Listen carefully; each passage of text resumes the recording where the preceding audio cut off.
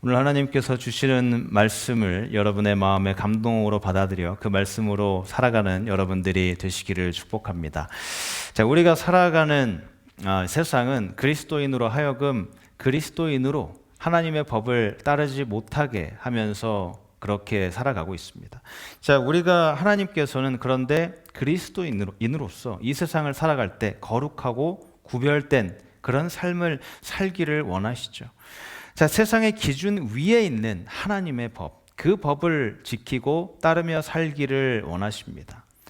그래서 제가 이 산상수훈의 말씀으로 이렇게 여러분과 시리즈로 말씀을 전하고 있는데요. 그 하나님의 뜻, 하나님의 백성으로서 하나님의 법을 따르며 이 세상을 살아가고 싶어 하는 그 하나님의 뜻이 있기 때문입니다. 자, 그래서 하나님께서는 그 백성으로 살아갈 수 있도록 여러 가지 지침을 주십니다. 우상을 섬기지 말고, 또 이웃을 사랑하고, 도둑질하지 말고, 그리고 서로 사랑하며 공동체의 하나됨을 위해서 힘쓰라. 세상의 기준과 법이 하나님의 법보다 더 위에 있는 그 세상에서 하나님께서는 세상을 따라가는 것이 아니라 나에게로 오라, 이렇게 우리를 부르고 계십니다. 그런 하나님의 뜻에 따라서 예수님께서는 산상수훈을 통해서 우리에게 말씀을 주시면서 하나님의 백성으로 우리를 만들어 가시는 것이죠. 그런데 그 길이 우리 생각과는 너무 달라서 이 방법을 지키기 어려운 때가 굉장히 많이 있습니다. 살인, 간음, 맹세, 보복에 대해서 말씀하시고 또 증오에 대해서 말씀하시죠. 이 말씀하신 것 중에 맹세, 보복, 증오는 점점 더 강한 그런 요구를 하는 구조로 되어 있는데요. 오늘 말씀은 이 모든 것보다 가장 위에 있는 아주 어려운 그 명령을 주십니다. 원수를 사랑하라는 명령이죠. 자, 오늘 말씀은 단순히 나를 모욕하는 사람에게 복수를 하지 않는 것에서 그치는 것이 아니라 그 이상의 것, 원수를 사랑하라고 말씀을 하십니다. 사랑의 가장 높은 단계를 말씀하는 것인데요. 예수님께서 이 말씀을 하신 이유는 분명합니다. 그 사랑이 바로 하나님이시기 때문이죠. 하나님이신 그 사랑, 이 사랑의 모습을 우리가 이 땅에서 갖고 살기를 원하시는 것입니다. 자, 오늘 이 말씀을 통해서 하나님께서 우리를 어떻게 부르시고 또 어떻게 살기를 원하시는지 함께 살펴보도록 하겠습니다.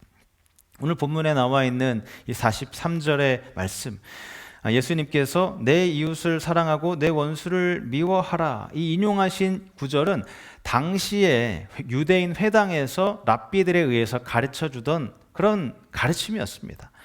이 말씀은 레위기 19장 18절에서 온 것인데요. 그런데 이 말씀은 정말 놀랍게도 예수님께서 말씀하신 가장 큰 계명, 하나님 사랑, 이웃 사랑에 대한 그 말씀의 인용하신 구절이 바로 레위기 19장 18절의 말씀입니다.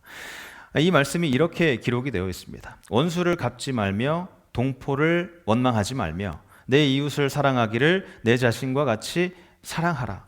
자, 원래 이렇게 기록이 되어 있는데요. 유대인들이 이 구절에서 원수를 갚지 말라, 내 자신과 같이 사랑하라는 이 말을 빼버리고 자기 임의대로 원수를 미워하라는 구절을 넣은 것입니다. 그러면서 사람들에게 가르치고 있었던 것이죠. 자, 이렇게 바꾸게 되면 원래 하나님께서 의도하신 것과는 전혀 다른 뜻이 되어버립니다. 그런데도 자신들은 같은 뜻이라고 생각을 하면서 이렇게 의미대로 바꾼 것입니다.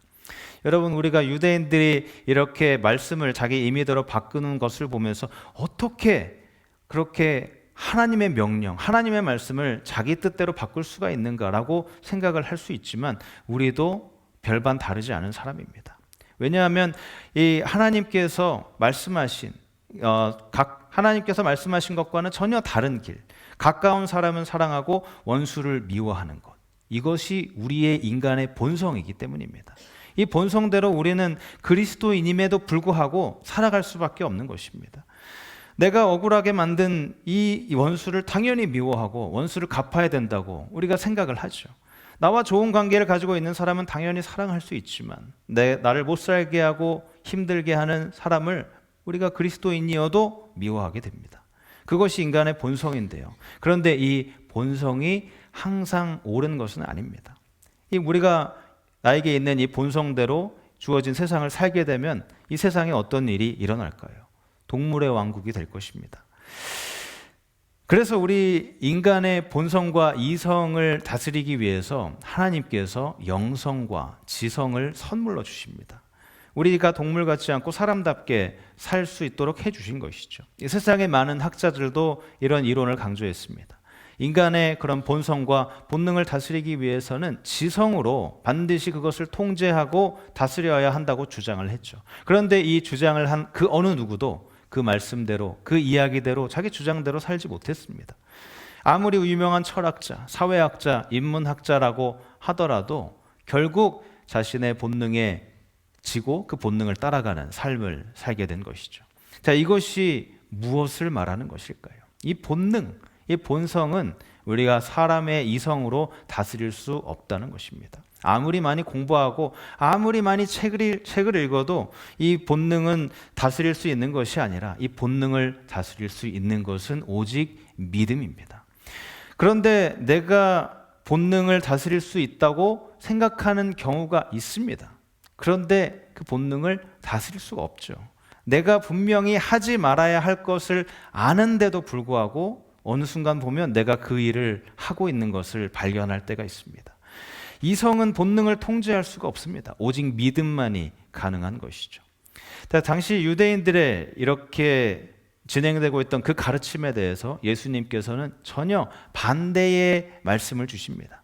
44절에 나오는데요. 그러나 나는 너희에게 이르노니 너희 원수를 사랑하라. 너희 원수를 사랑하라. 정말 놀라운 말씀이죠. 과거에 저희 윗대 한국에서 미국으로 이민 오신 분들 사이에서 유행했던 그런 말이 있다고 들었습니다. 미국에 이민 왔을 때 같은 한국 사람을 조심하라. 왜냐하면 같은 한국 사람끼리 이렇게 도와주는 척하면서 사기를 치는 일이 굉장히 많았다고 합니다.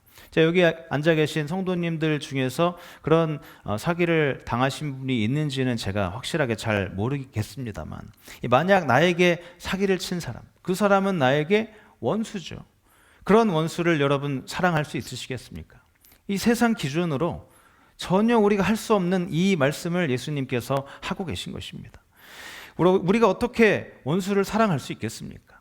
나에게 손해를 끼친 사람, 나에게 욕하고 나에게 화내는 사람, 내 감정을 상하게 한 사람, 나에게 화를 내는데 그것도 말이 되는 이유가, 그런 합당한 이유가 아니라 자기 기분 나쁘다고 나에게 화내는 사람, 그런 사람을 어떻게 사랑하겠습니까? 인간의 힘으로는 절대 가능하지가 않죠. 그런데 원수를 사랑할 수 있는 아주 기가 막힌 방법을 예수님께서 알려주십니다. 44절 뒷부분에 나와 있는데요. 너희 원수를 사랑하며 너희 박해하는 자를 위해서 기도하라고 하십니다.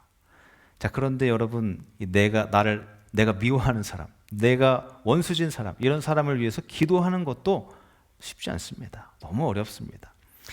제가 예전에 알던 어떤 집사님과 대화를 나눈 적이 있는데요. 이 집사님이 하루는 이제 예배를 끝나고 이제 다이닝홀에서 성도님들과 함께 식사를 하고 있는데 옆에 앉아 있는 이 성도님이 자기의 인격을 깎아내리고 아주 모욕적인 그런 말을 했다고 합니다. 그래서 정말 욕이 목구멍까지 올라왔는데 이것을 말하면 다른 사람이 시험 들까 봐 욕을 하지 못했다고 합니다. 그런데 생각하면 생각할수록 너무 화가 나서 그 사람을 찾아가서 정말 멱살을 잡고 싸우면서 욕을 하고 싶다고 이야기를 하더라고요. 그래서 제가 그 집사님께 말씀을 드렸습니다. 집사님, 욕을 하셔도 됩니다.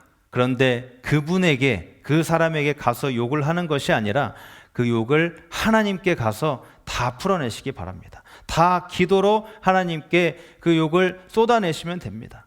아이들이 없을 때 방문을 잠그고 또 조용한 곳에 내 목소리를 나만 들을 수 있는 곳에서 그렇게 심하게 욕을 하시면서 하나님께 기도하십시오.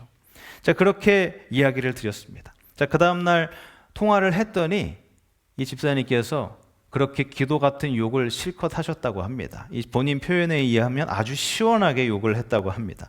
자, 제가 뭐라고 했을까요? 잘하셨습니다. 그랬습니다. 자, 여러분, 이렇게 욕하고 화내고 싶은 마음을 하나님께 쏟아놓는 것, 이것이 바로 기도입니다. 그래서 제가 그 집사님께 그렇게 계속 하라고 말씀을 드렸습니다. 얼마나 화가 났는지 일주일 동안 기도하면서 욕을 했다고 하시더라고요. 자, 그런데 다음 주 통화를 했더니 집사님이 이런 말을 합니다. 목사님, 제가 이 사람 기도하는데 이렇게 욕을 하면서 기도를 하지만 어느 순간 갑자기 이 사람이 불쌍한 생각이 듭니다. 그렇게 얘기를 하시더라고요. 그래서 불쌍한 마음이 들 수도 있죠. 그렇게 계속 욕을 하면서 화내면서 하나님한테 기도하시고 불쌍한 마음이 들면 그 불쌍한 마음 가지고 기도를 하세요. 자, 그리고 이제 시간이 또 지나서 통화할 때 그분이 말씀을 하셨습니다. 그 사람이 점점 더 불쌍해졌고 그 사람을 위해서 기도할 때 눈물이 났다고 이야기를 합니다. 여러분, 이 기도를 하면 누가 바뀔까요? 저 사람이 바뀌는 게 아니라 내가 바뀝니다. 내 안에 미움과 분노가 서서히 사라지게 됩니다. 그러면 그때 그 사람도 나를 대하는 태도가 조금씩 바뀌기 시작합니다. 그렇게 미워하는 사람, 원수 같은 사람을 통해서 하나님께서는 나도 바꾸시고 저 사람도 바꾸시는 이 양쪽을 다 바꾸는 일을 하십니다. 이것을 경험한 사람이 바로 그리스도인입니다. 이것을 제대로 경험하지 못했다면 진정한 그리스도인이라고 말하기가 어렵습니다. 여러분, 왜 이렇게 여러분 주변에 왼수 같은 사람, 이 왼수 같은 사람이 많이 있을까요? 하나님께서 여러분을 훈련시키기 위해서 그 왼수 같은 사람을 여러분 주변에 두신 것입니다. 아까 말씀드렸다시피 우리는 받으면 받은 대로 갚아주려는 그런 본성이 있는 사람입니다. 나는 아무런 잘못 없다. 나를 괴롭게 하는 그 사람이 잘못한 것이지. 그런데 나는 괜찮고 남들만 문제가 있다고 하는 그 생각, 자기 중심적인 생각, 이것을 무너뜨리기 위해서 하나님께서 원수를 내 주변에 두시는 것입니다. 이 원수 같은 사람을 피해서 다른 곳으로 가면 원수가 없어지나요? 그렇지 않습니다. 교회에 원수 같은 사람이 있어서 이 사람을 피해 다른 교회로 가면 어떻죠? 더 큰 원수가 기다리고 있습니다. 자, 아무리 피하려고 해도 절대 피할 수가 없습니다. 그래서 예수님께서 너희를 박해하는 원수 같은 사람, 그 사람을 피하는 것이 아니라 그 사람을 위해서 기도하라고 말씀하셨습니다. 자, 누가복음 10장을 보시면 예수님께서 선한 사마리아인의 비유를 말씀하십니다. 하나님을 사랑하고 이웃을 사랑하는 그 마태복음 22장에 가장 최고의 계명을 누가복음 10장에서도 말씀을 하시는데요. 한 율법학자가 예수님을 찾아와서 가장 큰 계명이 무엇냐고 물었을 때 예수님께서 하나님 사랑, 이웃 사랑이라고 대답을 하셨습니다. 자, 그러면서 이 율법학자가 그러면 내 이웃이 누구냐고 질문을 하는데요. 이 질문 안에는 자기가 칭찬받을 것을 가정하고 질문을 했던 것입니다. 나는 이미 내 이웃, 내 동족, 실제로 내 옆집에 사는 사람, 이 사람을 다 사랑하고 있다고 확신을 했기 때문이죠. 그런데 예수님께서는 그런 기준이 아니라 그 이상의 것을 요구하십니다. 이웃의 개념을 확장해서 원수까지도 사랑하라고 말씀하는 것이죠. 그러면서 이 사마리아인의 비유를 주십니다. 한 사람이 길을 가다가 강도를 만나서 피를 흘리면서 쓰러져 죽어가고 있었습니다. 그런데 거룩한 옷을 입은 제사장이 그 모습을 보고 불결하다라고 말을 하면서 그냥 지나가게 됩니다. 또 성전에서 일하고 있었던 그 레위 사람이 강도 맞아서 쓰러진 사람을 보고 그냥 지나가 버립니다. 그런데 그 당시 유대 사람들에게 사람 취급도 못 받고 있었던 그 사마리아인, 이 사마리아인이 강도 맞은 사람을 보고 자신의 걸음을 멈춰서서 돌봐주고 상처를 싸매주고 여관으로 데려가서 그 모든 값을 다 지불해 줍니다. 자, 그러면서 예수님께서 이 율법학자에게 말씀하시죠. 누가 너의 이웃이냐? 그때 이 율법학자가 그렇게 돌봐준 사람이라고 어쩔 수 없이 대답을 했고 예수님께서 말씀하십니다. 너도 가서 그런 이웃이 되어라. 자, 예수님 말씀에 의하면 내 이웃은 내 경계 안에 있는 사람만 이웃이라는 것이 아니라 내 경계 밖에 있는 사람마저도 이웃이라는 것입니다. 이 말씀에 의하면 우리 이웃이 아닌 사람이 없다는 말이 되죠. 내가 좋아하는 사람만 이웃이고 미워하는 사람은 원수라고 구분하는 것이 아니라 모든 사람이 이웃이라는 말입니다. 여러분, 이 세상에는 이 네 종류의 사람이 있습니다. 첫째는 선을 악으로 갚는 사람입니다. 아주 나쁜 사람이죠. 못된 사람입니다. 그리고 악을 악으로 갚는 사람입니다. 둘째는 악을 악으로 갚는 사람. 이 사람은 그냥 보통 사람입니다. 평범한 사람들 다 그렇게 악을 악으로 갚고요. 세 번째 사람은 선을 선으로 갚는 사람입니다. 자, 이 정도만 돼도 세상에서는 아주 훌륭한 사람이라고 이야기를 합니다. 그런데 예수님께서는 그 정도 수준이 아니라 악을 선으로 갚는 사람, 그 사람을 말씀하십니다.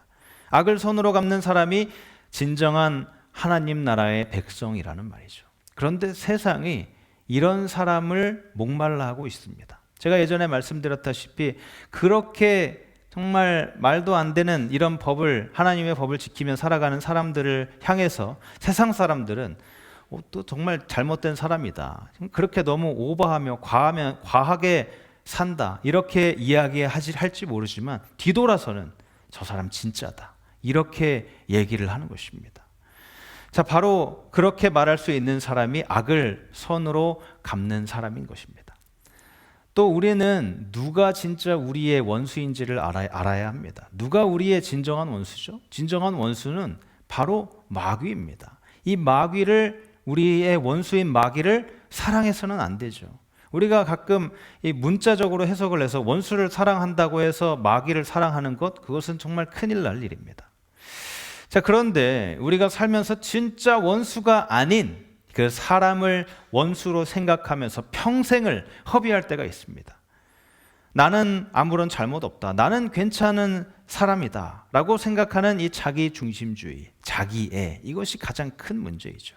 그래서 하나님께서는 우리 옆에 원수 같은 사람을 두시면서 나는 괜찮은 사람이다, 아무런 문제가 없다, 이런 생각을 무너뜨리기 시작하시는 것입니다. 이 모든 것이 너무 어렵죠. 너무 어렵습니다. 그렇기 때문에 우리에게 필요한 것, 그것이 바로 예수님입니다. 예수님께서 내 마음에 오셔서 내 마음을 다듬어 주시고 또 그 사랑을 깨닫게 하시는 것입니다. 그런데 그 예수님께서 내 안에 오시고 나를 다스려 주시면 내가 하는 것이 아니라 내 안에 계신 예수님께서 그 일을 하시는 것입니다. 자, 이제 46절을 보시면 예수님께서 말씀하십니다. 세리도 그렇게 하지 않느냐. 자, 그 당시 세리는 로마 정부에 찰싹 달라붙어서 백성들의 고열을 빨아먹고 있는 사람들이었습니다. 아주 싫어했죠. 자, 그런데 그런 세리조차도 자기 자신뿐만이 아니라 자기 편 같은 세리들은 사랑합니다. 세리처럼 자기만 사랑하고 자기 집단만 사랑하고 다른 사람을 무시하는 일은 누구도 할 수 있는 쉬운 일입니다. 그래서 예수님께서 그 평범한 수준에 머물지 말고 더 나은 존재가 되라고 말씀을 하시죠. 그러면서 47절에 너희가 너희 형제에게만 무난하면 남보다 더하는 것이 무엇이냐. 자, 다시 말해서 너에게 친절한 사람에게만 친절을 하는 것은 세상 누구나 다 할 수 있는 일이고 그것은 하늘나라의 백성으로서 성품이 드러나는 일이 아니라고 말씀하는 것입니다. 그래서 예수님께서 이 사랑하라는 명령을 몸소 보여주셨습니다. 바로 예수님의 십자가를 통해서 보여주셨죠. 요한복음 3장 16절의 말씀을 보시면 하나님께서 세상을 사랑하사 이처럼 사랑하사 독생자를 주셨으니 그를 믿는 자마다 멸망하지 않고 영생을 얻게 하려 하심이라고 말씀을 하셨죠. 그런데 이 사랑이 바로 영생이라는 것입니다. 예수님께서는 그 사랑을 깨닫게 해주시고 모든 이웃을 원수처럼 여기고 살아가는 우리의 막힌 문제, 이것을 해결해 주시기 위해서 오신 것입니다. 여러분, 이 성경에서 말하는 사랑, 이 사랑이 도대체 무엇일까요?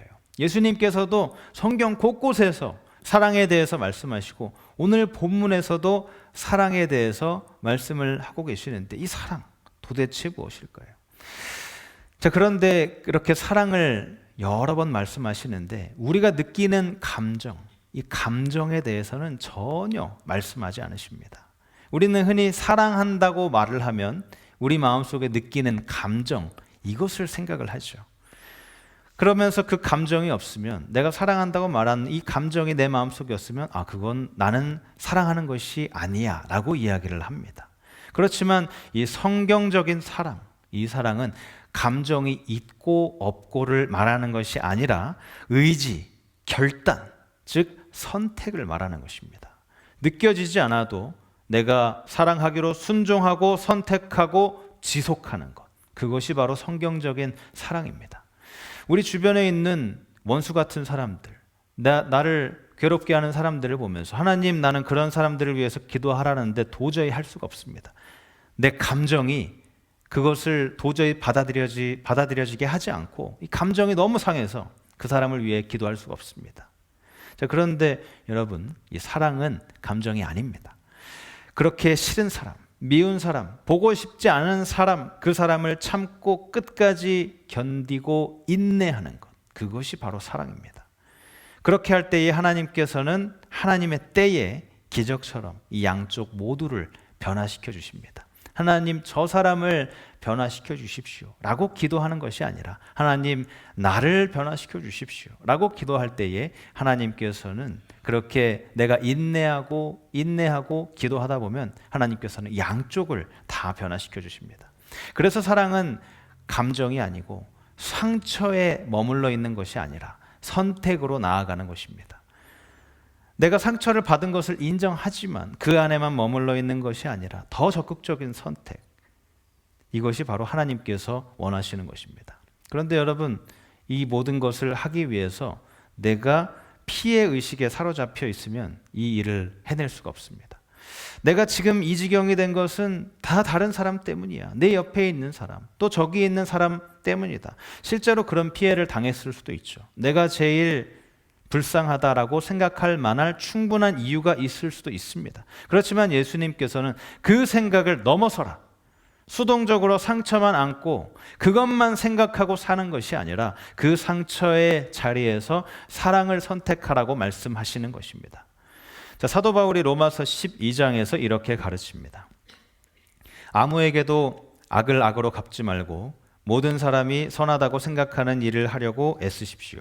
여러분 쪽에서 할 수 있는 대로 모든 사람과 더불어 화평하게 지내십시오.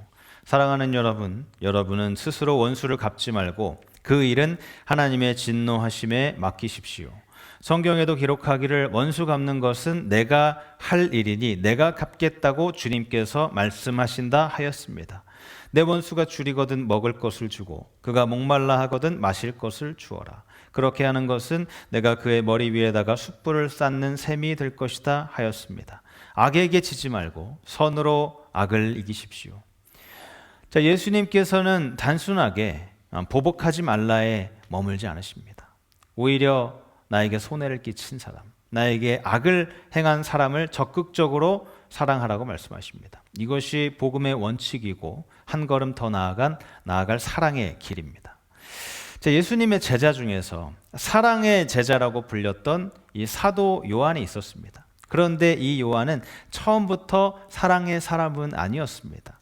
그 형제 야고보와 함께 별명이 보아너게, 우레의 아들이었는데요. 그만큼 성정이 아주 불같고 화를 잘 내는 사람이었다는 뜻입니다.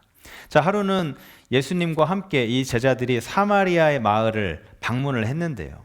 이 방문한 마을 사람들이 예수님을 환대하지 않는 것입니다. 그 모습을 보고 이 제자 요한이 너무 화가 나서 예수님께 이렇게 이야기를 했습니다. 주님, 우리가 기도해서 저 사람 같지 않은 사마리아 사람에게 불을 내려달라고 할까요? 당연히 그렇게 해야 하지 않을까요? 이렇게 말을 했습니다. 그런데 그때 예수님께서는 전혀 예상 밖의 말씀을 하십니다. 이때 요한은 자기 마음속에 굉장히 큰 상처를 받은 것입니다. 세상의 왕으로 오신 그 예수님을 모든 사람이 환대해야 되는데 거절당했다는 사실에 상처를 받은 것이죠. 이 상처가 분노로 바뀌어서 저들에게 불을 내려야 한다고 화를 낸 것입니다. 겉으로는 당연한 일이라고 생각을 했지만 그 속에는 내가 무시당했다, 이 피해의식이, 상처의식이 자리를 잡았던 것이죠. 그렇지만 예수님께서는 그 상처에 머물지 말고 그 모든 일을 사랑으로 다스리라고 명령을 하십니다. 그때부터 천천히 사랑을 배워간 이 사도 요한이 시간이 지나서 사랑의 사도로 불릴 만큼 변화되게 됩니다. 그러면서 요한 1서에서 이렇게 고백을 합니다. 사랑하는 자들아, 우리가 서로 사랑하자. 사랑은 하나님께 속한 것이니 사랑하는 자마다 하나님으로부터 나서 하나님을 알고. 자, 이 말씀은 나는 이제 더 이상 피해자가 아니라 사랑의 사도로 부르심을 받았다는 이 사도 요한의 고백인 것입니다. 요한은 더 이상 나를 거절한 사마리아인을 기억하지 않습니다. 그 대신 하나님께 속한 사랑만을 증거하는 사랑의 사도가 된 것이죠. 이렇게 요한이 깨닫게 된 사랑은 결국 하나님께 속해 있는 것이라는 사실을 깨달은 것입니다. 여러분, 이것이 바로 사랑입니다. 내가 하나님 안에 있고 하나님이 내 안에 있는 것. 하루 종일 그렇게 내가 안에 있고 하나님이 내 안에 있으면 하루 종일 하나님만 생각하게 되어 있습니다. 자, 당구를 처음 배운 학생, 대학 고등학생 때 보통 당구를 많이 배우는데요. 그때는 당구가 내 안에 당구가 이렇게 되면서 칠판이 당구공이 계속 굴러다닌다고 합니다. 자, 그리고 골프를 좋아하는 사람은 잔디만 보면은 그렇게 연습하고 싶고, 또 작은 구멍이나 컵을 보면 이 퍼팅 거리가 얼마나 되나 이것을 생각한다고 합니다. 자, 그런데 이처럼 하나님을 생각하면 그렇게 하나님만 생각하게 되는 것입니다. 자, 그렇게 하루 종일 당구나 또 골프 생각할 수 있습니다. 중요한 것은 하나님 안에 있는 것이죠. 내가 하나님 안에 있으면 다른 일도 더 열심히, 더 건강하게 할 수 있게 되는 것입니다. 자, 오늘 마지막 구절인 48절을 보시기 바랍니다. 그러므로 하늘에 계신 너희 아버지의 온전하심과 같이 너희도 온전하라. 자, 이 온전하다는 말이 영어로 이 perfect라고 번역이 되어 있습니다. 이 온전하다, 온전함, 완벽함. 여러분, 우리가 어떻게 이렇게 온전해질 수 있을까요? 그 방법은 마태복음 5장에 나오는 이 모든 가르침대로 사는 것입니다. 화내지 않고, 분노하지 않고, 또 마음의 음욕을 품지 않고, 내가 맹세하면 그 내가 말한 모든 것을 다 지키고 사는 것. 또 모든 것을 하나님께 맡기면서 이웃뿐만이 아니라 원수까지도 사랑하면서 사는 것입니다. 그런데 오늘 이 자리에 앉아 계신 분들 중에 이 모든 것을 다 지키시는 분이 얼마나 계실까요? 저를 포함해서 이것을 다 지킬 수 있는 분은 아무도 없습니다. 그런데 하나님 안에 있을 때 이 삶이 가능해지는 것입니다. 하나님 안에 있을 때 우리의 삶이 온전한 삶을 살 수 있게 된다는 것입니다. 자, 이 온전하다는 말을 헬라어 원어로 보게 되면 재물을 바칠 때 흠이 없는 상태를 말하는 것입니다. 하나도 흠이 없는 완벽한 상태로서 재물이 되는 이 동물이 완벽하게 자라서 성숙한 상태가 되었다는 것을 말합니다. 자, 그렇기 때문에 온전해진다는 것은 이처럼 성숙한 사람이 되는 것을 말합니다. 나에게 화내고 나에게 욕하고 내 기분을, 내 감정을 상하게 한 사람, 그런 사람을 위해서 기도하면 그 사람도 변하고 나도 변하는 것, 이것이 성숙한 사람입니다. 하나님께서 우리가 하늘나라의 백성으로서 이 땅을 살아갈 때에 원하시는 모습이 바로 이 성숙한 모습입니다. 이렇게 성숙한 사람으로 온전한 하늘나라의 백성으로서 이 땅을 살아가는 여러분 모두가 되시기를 주님의 이름으로 축복합니다. 이제 말씀을 마무리합니다. 오늘 우리가 함께 살펴본 예수님의 말씀, 이것은 우리 인간의 힘으로는 도저히 가능한 것이 아닙니다. 선을 베푼 사람만 사랑하는 것이 아니라 원수까지도 사랑하라는 그 하나님의 말씀, 그것을 우리가 어떻게 할 수 있을까요? 그럴 때 우리가 좌절하고 또 넘어질 수 있습니다. 그렇게 고개를 숙일 수밖에 없죠. 그런데 바로 그 자리, 고개를 숙이는 자리, 저는 그렇게 할 수 없습니다라고 고백하는 그 자리에서 하나님께서 일하기 시작하십니다. 만약 우리가 율법을 완벽하게 지킬 수 있었다면 예수님께서 오실 필요가 없으셨겠죠. 그렇지만 우리가 그 말씀을 율법을 다 지킬 수가 없었기 때문에 하나님께서는 그 아들 예수님을 보내셔서 우리 죄를 대신 짊어지게 하시고 그 예수님의 의를 우리 안에 심어주셨습니다. 그 예수님을 신뢰하는 자 속에서 예수님이 거하시고 일하시면서 내가 원수를 사랑하게 되는 것입니다. 내 힘이 아니라 내 안에 살아계신 예수님께서 그 일을 행하시는 것입니다. 오늘 하나님께서 여러분 마음에 어떤 사람을 떠오르게 하십니까? 그 사람이 떠오른다면 기다리지 마시고 내가 그 사람을 위해서 기도하시기 바랍니다. 먼저 기도할 때에 그 한 걸음 한 걸음, 이것이 바로 하늘나라 백성으로서의 순종입니다. 우리가 비록 완전하진 않지만 우리는 완전하신 주님을 의지합니다. 그러므로 하늘에 계신 너희 아버지의 온전하심과 같이 너희도 온전하라. 이 말씀을 항상 기억하시면서 주님 안에서 온전함으로 하나님의 뜻을 이루어 나아가는 하늘나라 백성으로 살아가는 여러분 모두가 되시기를 주님의 이름으로 축복합니다.